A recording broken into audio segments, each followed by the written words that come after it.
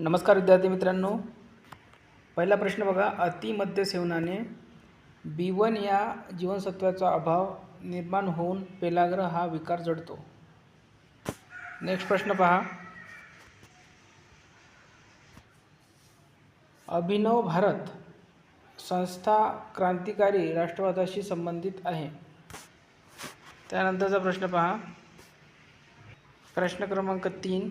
पूर्व महाराष्ट्रातील विशेषतः चंद्रपूर आणि भंडारा जिल्ह्यातील परंपरागत जलसिंचन तलावास काय म्हणतात? त्याचं उत्तर आहे मालजुगारी.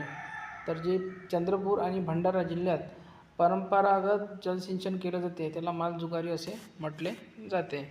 पुढचा प्रश्न पहा. जगात सर्वाधिक कॅशलेस व्यवहार करणारा देश कोणता आहे? तर बेल्जियम हा देश आहे.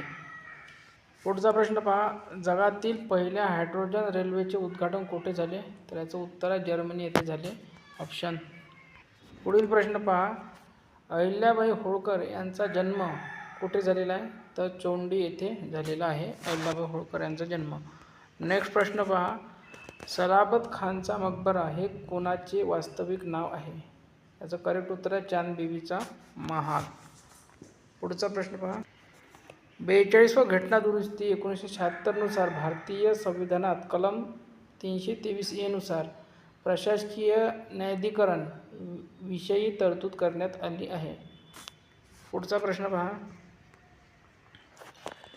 राऊस सार्कोमा RSV या विषाणूमुळे कर्करोग हा रोग उद्भवतो.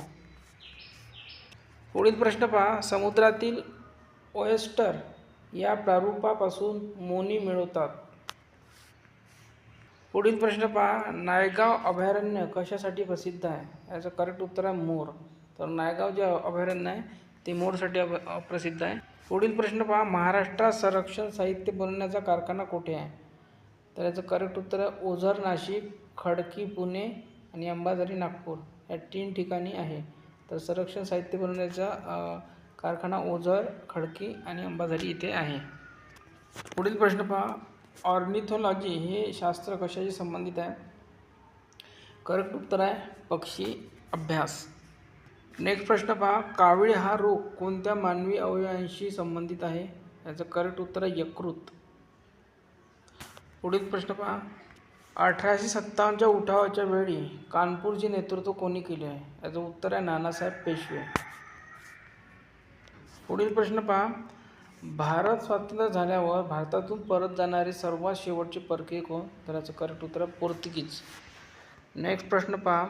भारताने कोणता पहिला सुपर कॉम्प्युटर तयार केला? याचं करेक्ट उत्तर आहे परम. पुढचा प्रश्न पहा. ISIS काय आहे? तर Islamic State of Iraq and Syria. तर याचं लॉंग फॉर्म आहे Islamic State of Iraq and Syria. पुढचा प्रश्न पहा. GN साईबाबा कशासाठी चर्चेत आले? नक्षलवाद विचारवंत.